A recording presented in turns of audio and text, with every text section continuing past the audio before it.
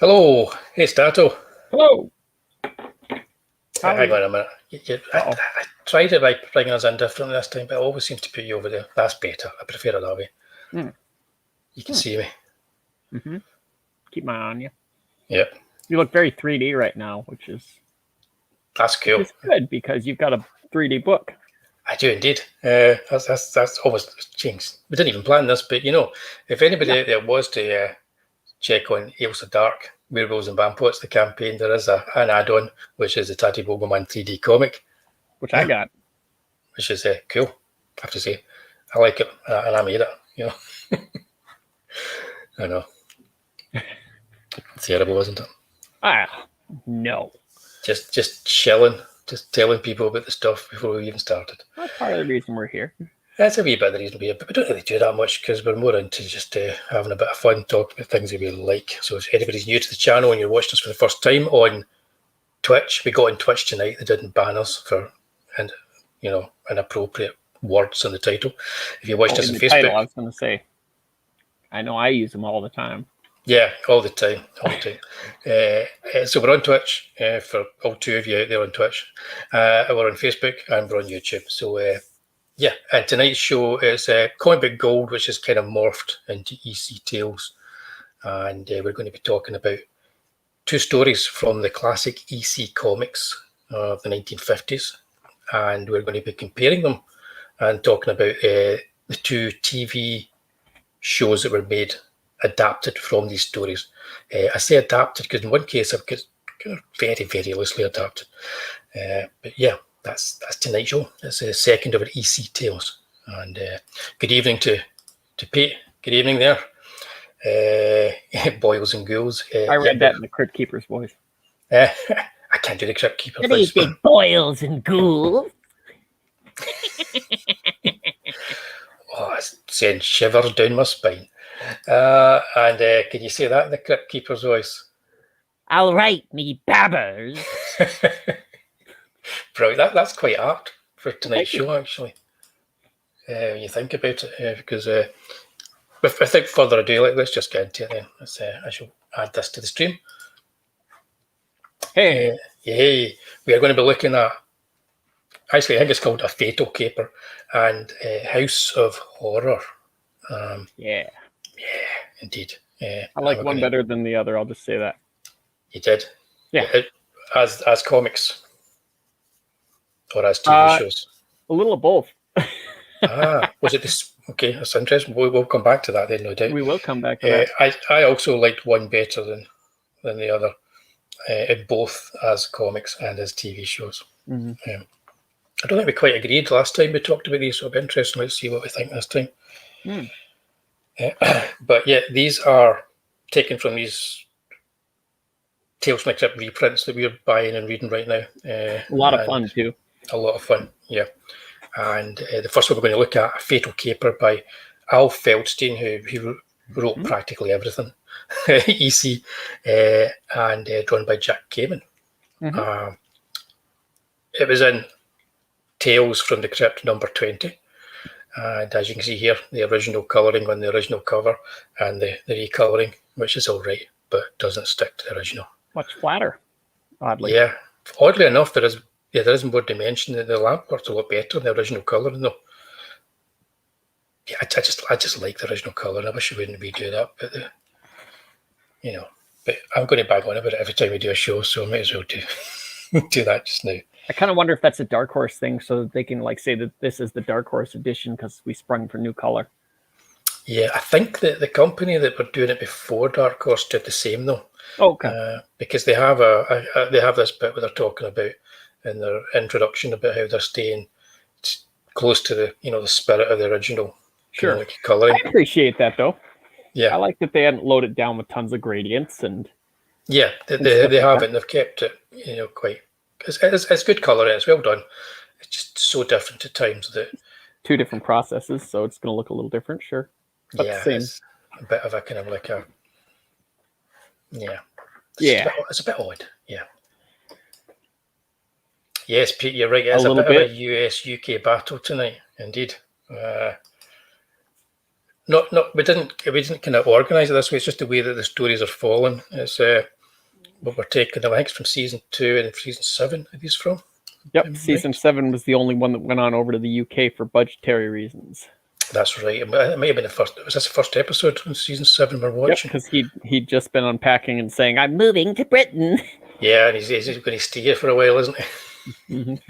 Excellent. So let's talk about the comics first, because one thing that you've got to remember when you read these comics is it's maybe not the first time these stories have been told, but in comic strips or comic book form, it's the first time a lot of these stories are being told, and being told so well. So even the weaker tales that they have some merit. It's usually through the artists involved, I have to say. Right. And I think, yeah, to some degree, this falls into that camp, in that I think that weaker story, better art.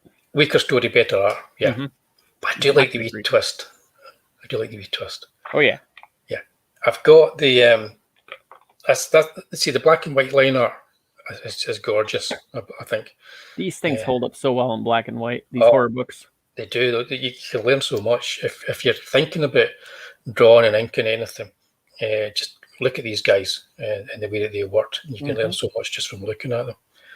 The recolouring is strange here, because her dress, in fact, her entire figure is white in the original colouring, and all the way through the original comic strip and the original comic book, it's all flat colours, and it's also quite kind of psychedelic with its use of colours.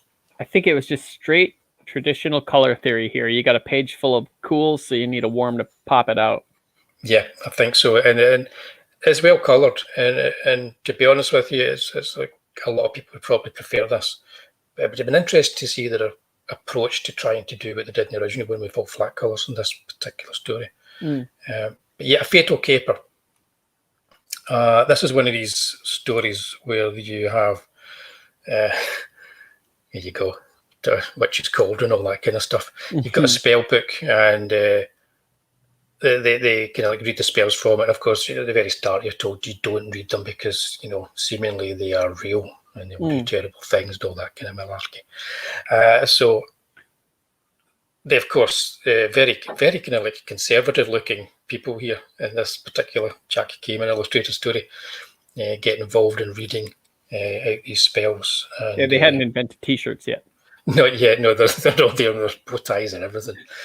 And it's really just a lark, isn't it? In many ways, this story they're having a bit of a laugh. I didn't notice any birds in this story. Sorry, a bit of a larf. You could do that at the Crypt Keeper, couldn't you? Did you say it was a tree? No. Oh, there we go. Oh, I don't know, man. If you are new to watching us, puntastic is one word you could use for the show. It's a personal challenge. Yeah. all coming from the US for the most part. Yeah. But yeah, I mean, this is a very simple story. Oh, yeah, for sure. Straightforward. Yeah, it's all about like putting the fear of God into this guy, but it's just a joke. They're playing on him. There's nothing supernatural or whatever. Good friends. Yep, and they swap out a body from a recently kind of like deceased body so that they can put him into a coffin. Of course, this is a great laugh. This is how you get to the twist in the tale, and the twist in the tale is the coffin that they swapped him out of. The person that died of leprosy. It's like a double twist. So it's a double twist. Not getting out, and they're getting leprosy. That's it. So the guy that they put in the coffin ends up being buried alive, and they end up getting leprosy. So it's a case of like it's a lose-lose scenario for everybody in this story. Super disturbing. Super disturbing, because nobody really does anything particularly bad. They don't kill anybody or anything. No. So I quite like that, because it showed that EC Comics at the time weren't afraid to just kill off the entire cast, really, just for a laugh. And that's what I get out of this. What are your overall thoughts of this story? Well, it's the first time I read it. I getting to the TV thing, I like this story a lot better, I think, than the adaptation, which is basically in name only. Like, this is one of those times when the actual movie itself or the show itself has almost no resemblance to the story that it's adapting from.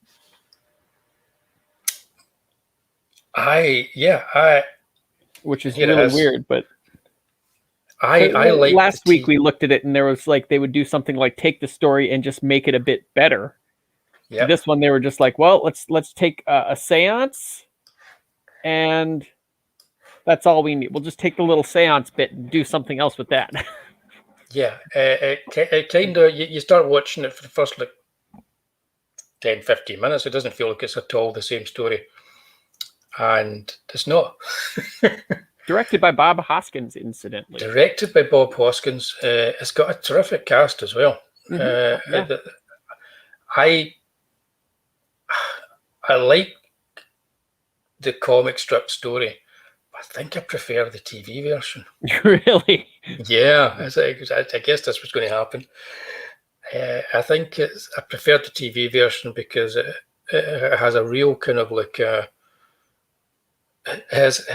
the sensibilities are still that kind of camp 60s kind of quality to it, which a lot of the best episodes I'm finding from Tales of the Crypt have. It's almost as if the people that did Batman were making it at times. Sure. And it's got that sense about it. And because it's, I haven't seen any of the ones that were made in the UK. So this is the first one I've watched that was made in the UK. Okay. And it kind of felt a bit 70s Tales from the Crypt to me. I could imagine that's been made by Amicus. Well, it feels like 70s UK TV because it wasn't too far off from, Yeah. Anyways, it was 89, I think. Yeah, this would have been out 96, 95, somewhere around there. 96. Yep. April 96. Yep. Got it here. But very much like soap opera TV type stuff from the look. I don't know. I think it's just Natasha Richardson, you get Bob Hoskins, you get Leslie Phillips, Ding Dong. And you've got James Saxon, who's brilliant as a kind of like the fat, sweaty brother with the bow tie. Oh, yeah. I just kind of liked the casting. It was just, everybody was just arching off. They were just over the top, but not too over the top. Right. Just made it. And bears more resemblance to Sleepaway Camp than it did what it was adapting, which is kind of had you figured out the twist? Because it's a completely different story. Had you figured out the twist in this? Do you want to tell them the differences was between this and the original? We'll get to it. I hadn't remembered this one at all. I mean, I'd seen them all a long time ago. Of course, I used to have the series. I had to get rid of it for room purposes. Reacquired it. No, I didn't. They didn't really let on too much. When the twist happens, it's obvious, Yeah. How many times they're like going back and mentioning this character. Yeah. But they do a good job of like not. It's so freaking ridiculous. It is. I kind of guessed it about just the scene before the last scene. I kind of guessed it. It's a bit odd. It was mainly because I knew Walter Hill was involved in producing these, but even though he probably had nothing to do with this particular episode. It's just one of those things where, like, when the dad does certain things, and you go, why would the son do this? Yeah. So there's 3 sons, and one of them's going to inherit everything if the others are dead. Yep. That's the plot. So you've really only got the 2 sons. And the executor of the estate is Miranda Richardson, Natasha Richardson, getting my Richardsons mixed up. Natasha Richardson, she's kind of like in charge of it all. But it's a twisty, turny story as they're essentially going to kill each other. So the twist is that both of these brothers end up dead, and the brother who's never mentioned he's never seen other than he's mentioned because he left years ago. The twist is that she is that brother. Had a little operation. Yeah. This is not the show for you to watch every week with us if you don't want spoilers. But we always let you know what we're going to talk about in advance so you can watch it. I thought it was well done. I thought it was good. I liked it. It was a pretty good first impression. I mean, as far as like the switch, because people that have watched this show before are going to notice that there is a notable tone difference, like production difference from the US-based ones to the UK-based ones. I can't put my finger on it quite what it is. Yeah, I'm not sure. Pete, you may know in the chat, but I only watched this just about an hour and a half ago, to be honest with you. That was the first time I've seen it. And I'm pretty sure that the house in it is the house that's used in the opening titles of the Hammer House of Horror. Or if it's not, I've seen it somewhere else. Interesting. It does look a lot like it. But yeah, it has sort of the sensibility of the first, the US-based one. I think it looked to me as if it had more production value than a lot of the previous episodes I've seen. I kind of wonder if they knew this was going to be the last season or if they figured it would get a new life over in the UK. Yeah, it's weird. Whenever they make such a drastic change to something, it's almost like they know it's changing. But it had a great run, 7 years. Not bad. I mean, these things got to be kind of a logistically crazy to put together, being, you don't have the same cast, sometimes the same crew and everything going together on it. Yeah. Pete's saying it's so long since he's watched these. I've just found box sets on Amazon Germany that they're Blu-rays, but they're actually DVDs transfers onto Blu-ray discs. I hope it doesn't suffer. Yeah, so I'm going to get one of those. To just hold your horses. I'll let you know if it's any good. I will tell you though that the quality in which are on the actual DVDs is not amazing, especially for something that was put out like officially. Soundtrack's not super amazing. Maybe it'll be better on the Blu-ray. I don't know. But was it not made in 16mm or something? They were? No, it was made. It's just like the sound, especially, is not the most amazing. It just kind of feels like they're thrown on there. Like there aren't a ton of special features. There's a few. There's like a documentary and a couple things here and there, but it just doesn't seem like for a classic show that it was given much respect or thought into it. No, its DVD releases have always been pretty kind of like bad, really. They've not shown it much respect. But I think there must be HBO as well. They just care about what's current. There must be some sort of a rights situation with it because you'd think it would be out on Blu-ray by now. This show, I mean, Twilight Zone, Outer Limits, those have all seen Blu-ray release. I don't know if Tales from the Dark Side has. Monsters has not. That only had one CD thing. Night Gallery only got a DVD. But there have been a lot of anthology things that have gotten Blu-ray releases, and certainly this would be up there with Twilight Zone and Outer Limits. Yeah. I would think. Yeah, I would think so too. But I mean, I could see like Ray Harryhausen Theater not getting a Blu-ray release. But... yeah. Ray Bradbury Theater. Oh, Ray Bradbury Theater. Yeah, that was like low budget on all. I want to see Ray Harryhausen Theater now. Oh, I would too. Every week it's just a new story for one of the monsters. Yeah.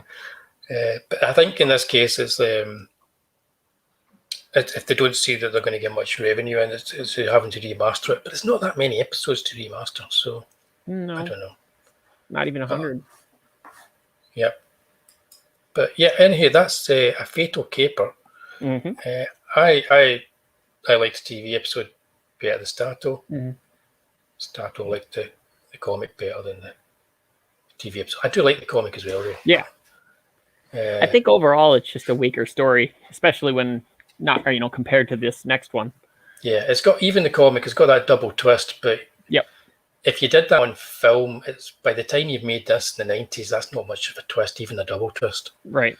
You know, it was for a kid reading it in 1954 or whatever, but not in 1986. Right. Oh, I get why they had to go away from and you have leprosy. Yeah. Wouldn't quite work that fast. No, not really.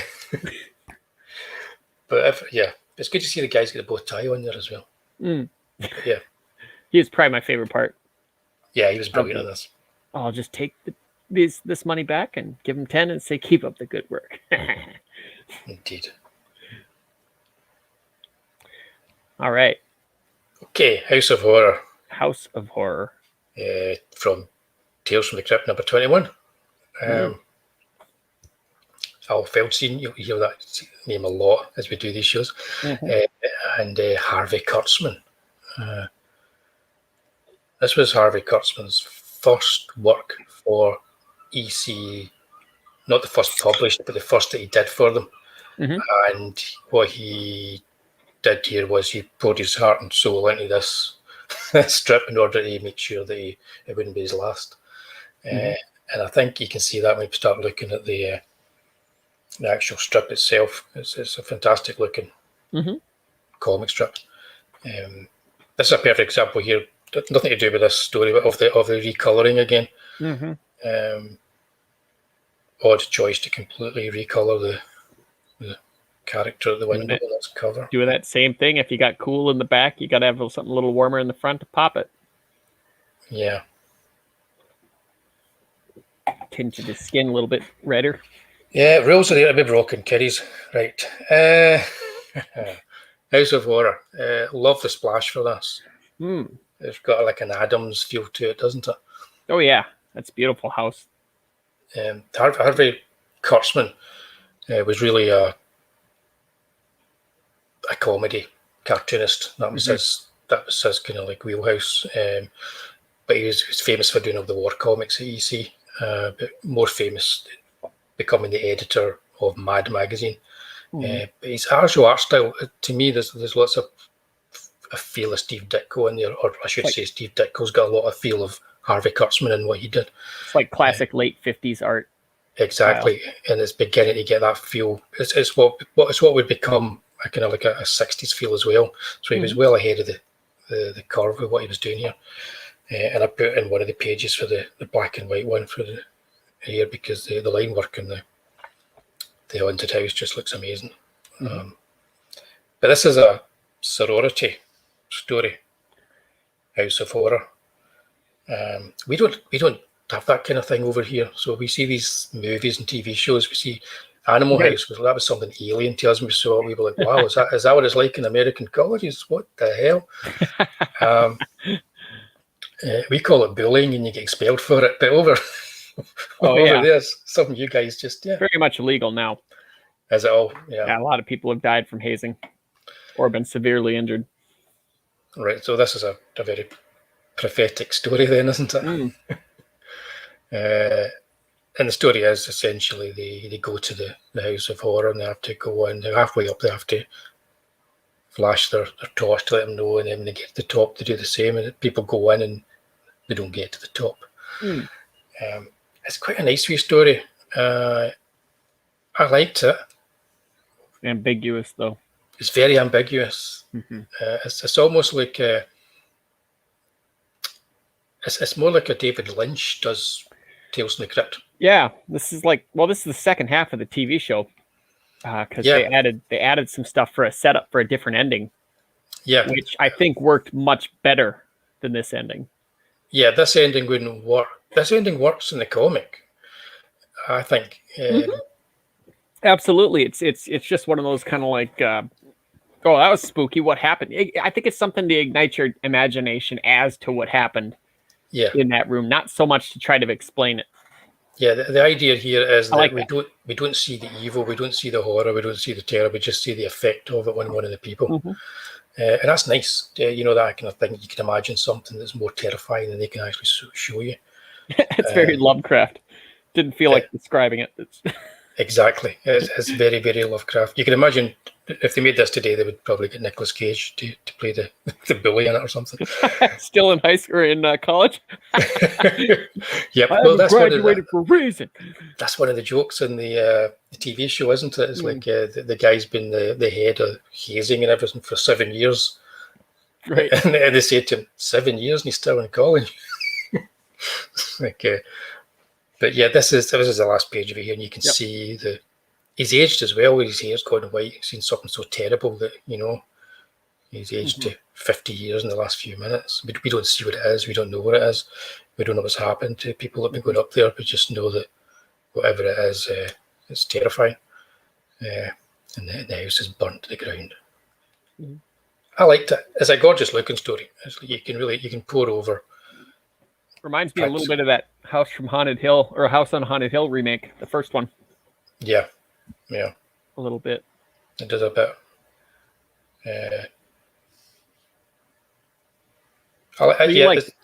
It's my favourite between these two stories. It's my favourite story. It's just I can agree. Yeah, and you can tell that Harvey Kurtzman has poured his heart and soul into the artwork in this. It looks amazing. You can tell the TV show's different already, can't you? Oh, for sure.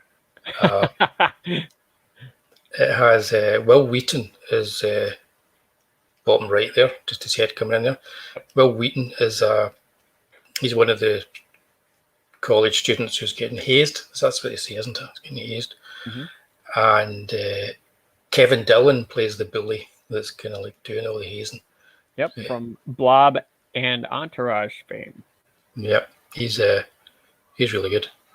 He was great in this as like this greasy, like slightly over the top acting. Yeah, guy. Because he was the goofier, less looking Dillon brother, wasn't he? Yeah, he rocked that mullet for a while. Yeah.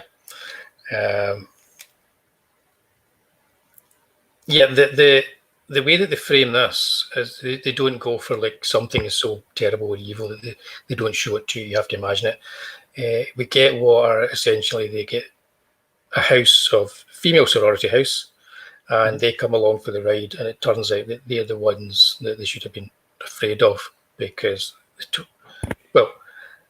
whereas in the last one it's like people would go up and just disappear. In this one, things happen, like human arms get thrown out of windows. They still disappear. They still disappear, but the human arms get thrown out the window. They don't realise it's a real harm. They think it's just a jokey thing, and they keep carrying on and stuff. But yeah, these are. Are they the vampires, cannibals? What are they? They're like ghouls, I suppose you could call them. Ghouls, yeah, I suppose. Yeah, ghouls.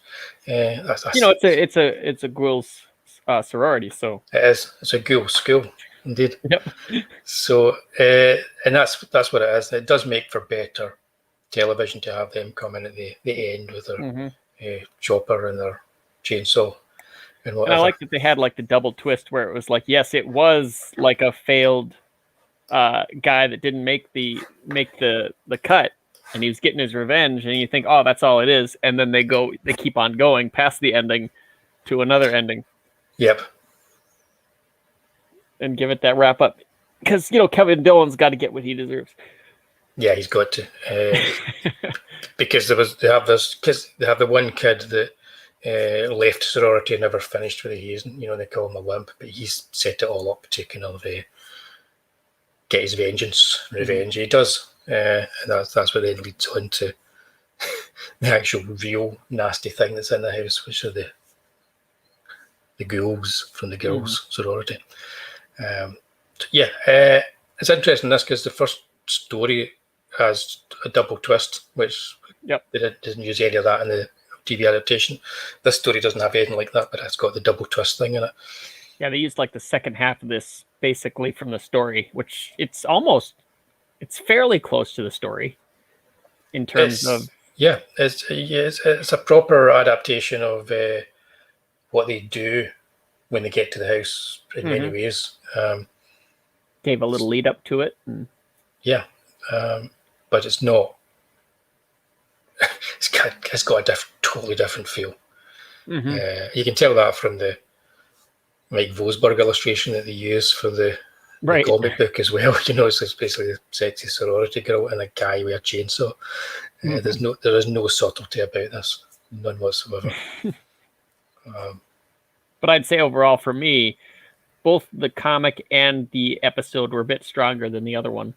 Yeah, I would say I like both of these equally. I think, I think. This is, you might not agree. You won't agree with me here.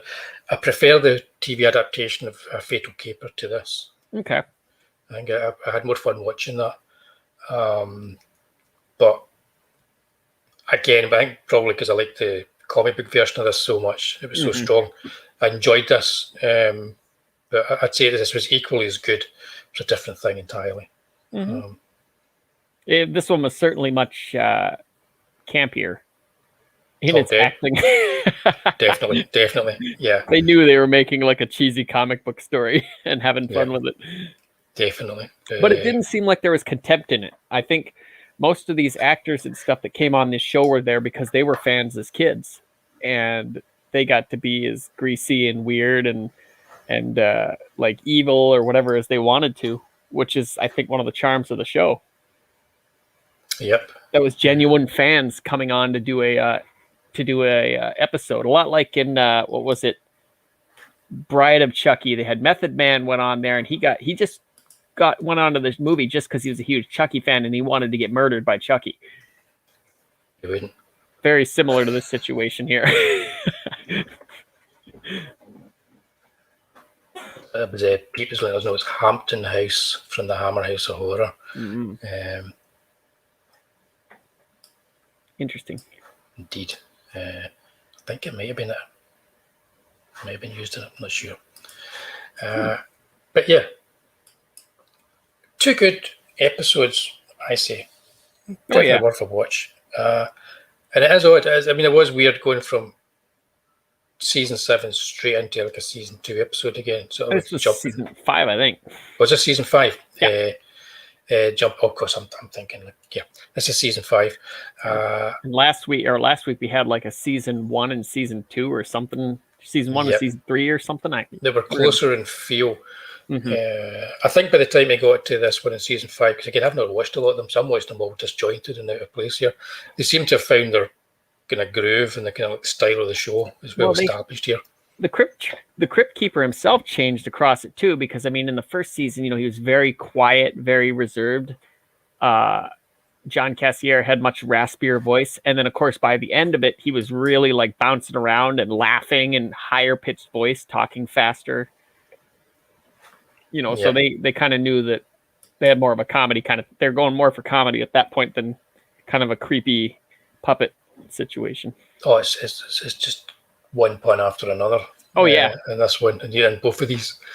But it's good. It works. Yeah, it does. It's good. It's got like a one point. As a judge, he turns to the jury to get their. It's turned to the jury and they're all hanging there, and he comes back and goes, "Well, wouldn't you know? It's like a hung jury." It's like, oh my God! Oh, those gags are amazing. Elaborate side gags just for like a really bad pun, but you get a laugh out of it. You get a laugh out of it. It works. Part of the fun. Yeah. So Pete still can't trace. I'm going to try and do that for next week and see if we can trace if any of it was in there. There are a few stories, EC stories that are quite subtle. Not that many, I have to say, but the ones that are quite subtle, they work really well. And what's nice about them when you're reading, like say if you're sitting reading it as an actual comic from the time, you say, I'm going to sit down and read all of issue 21. If you get one of those stories, it stands out because, it's just a little bit different from the crowd. That's typically something with an anthology book where it's just like you'll have a dud, a really good one, and then a couple of like, oh, those weren't bad. But overall, just the entire experience of it leaves you happy. Yeah, but I think the problem that they have on the TV show, or they had on the TV show, was they didn't have the luxury of like 3 stories or 4 stories in one. So they would have to pull out all the stops for that 24-minute show that they were putting together. So they always had that kind of feel that we need to give everybody their money's worth this week, even if it's obvious what the twist is. let's make it gory or funny or something just to keep It was people also engaged. late night cable, so they had to kind of honor that like mature audience kind of situation. Yeah. Because there's plenty of these places where it was like, well, the nudity wasn't really necessary. Fatal Caper is a good example. There was a little bit in there, and it was sort of funny though. It's funny though. Oh yeah, but I mean, it was just a situation where you're going like, that didn't even make sense why that was really there. I think they were taking are you talking about the tantric sex? Yeah. Yeah, they're setting up this guy. He's almost like he's meant to be like Sting, who was into all that kind of stuff. But it's so fake. At the end of the day, I think that's what they were setting up with him. Oh yeah. I thought that was quite funny. I got to admit, that was quite funny. The cast all did their job pretty well in that both episodes, really.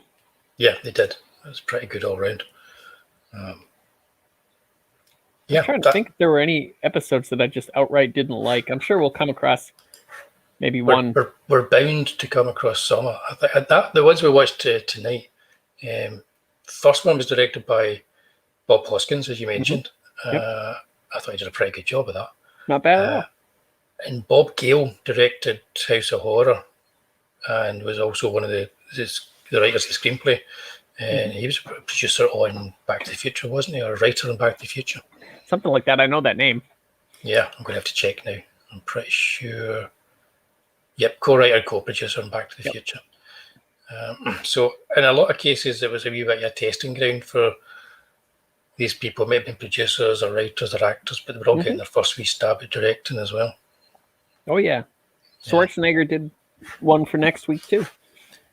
Yep, just as you mentioned that, I'll just add this back to the stream because I mean that's us. We've talked about both of those episodes. It's like I say, this kind of when we do the EC Tales, it's probably going to be about 45 minutes to an hour that we're here. I'm just talking about 2 per episode. And that was Fatal Caper or A Fatal Caper and House of Horror. Next week, well, actually not next week, in 2 weeks' time, we're going to be talking about The Switch and The Thing from the Grave.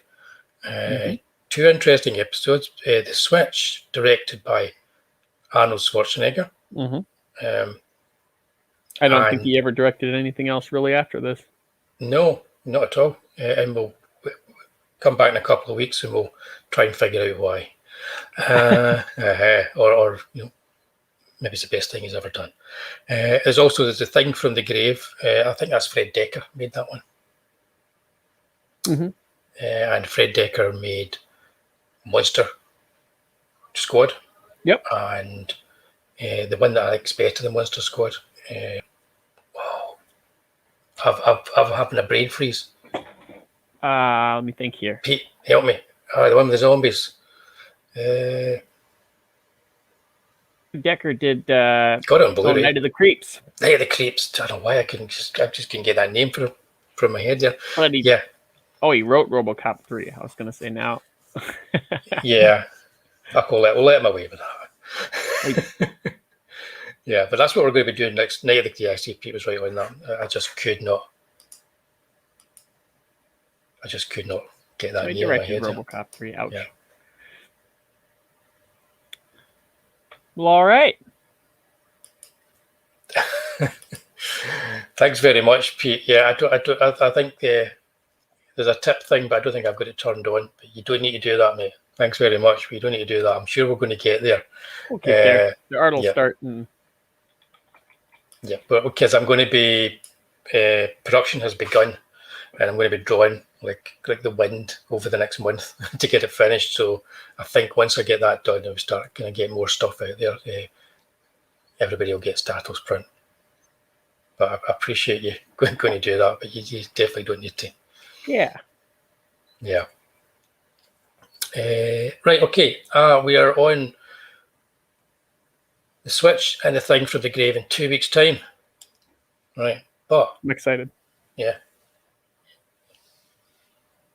Next week, back at the movies, because we're not forgetting that, because our main gig here is Wullie and Statto at the movies, and Yeah. Yeah. We're doing a Rambo special. Now, cast your mind back, if you were here. We did the whole kind of like Hey, Diller Draws. movies of the year, and we were talking about Rambo 5, and we kind of touched on this, and we said we need to do a Rambo special at some point. So next week, that's exactly what we're doing. Hi there, Diller Draw. Or Diller Draws. Thanks for joining us. We're just about to finish, but you can rewatch it. It's we're talking about Tales from the Crypt. We do this about once or twice a month. But yeah, we will be back next week with the Sylvester Stallone Rambo special. So that means I've got a week to watch 5 Rambo films again. I've just got to watch, I think, the third one again. I'm going to watch the last one again. I could take part in the first 2, to be honest with you. It feels as if I'm in them. I think I'm going to watch 4 and 5 again. I love 4. A little bit of 3 maybe. Because I don't know if you think I was too harsh on 5 before. Maybe I was. I don't know. I'm going to give it another go. We'll see if I've changed my mind on it. But yeah, that's next week. So please do join us. If you're watching this and you're on the YouTube, hit the wee likey. Give us a wee like, please. That seemingly is a good thing to do. If you haven't subscribed to the channel, please subscribe to the channel. We talk about movies, we talk about comics, and we just have some fun on Thursday nights. The Tuesday stream is going to be starting back up again. Lucifer has crawled out of his crypt, and myself and Lucifer Storm are going to be doing a special on the Evil Dead to get us up and running again with the Tuesday stream. So we'll be here Tuesdays and on Thursdays, as we used to be. Like a while. Yeah, I don't know. I might not make it next week, Pete. We'll just have to wait and see. You got to set up multiple TVs at once. Oh, yeah, I could watch them all. Yeah. Just go all at once. Watch them all at once. I'm pretty sure eventually the same scene will appear in all 5 movies. It's possible. That could be your ending thesis. Oh, okay. That's what I'll be doing. Right, okay. Thanks, guys. That was EC Tales. We should be back next week with Stallone Tales. Be seeing you. Thanks, everybody. Bye.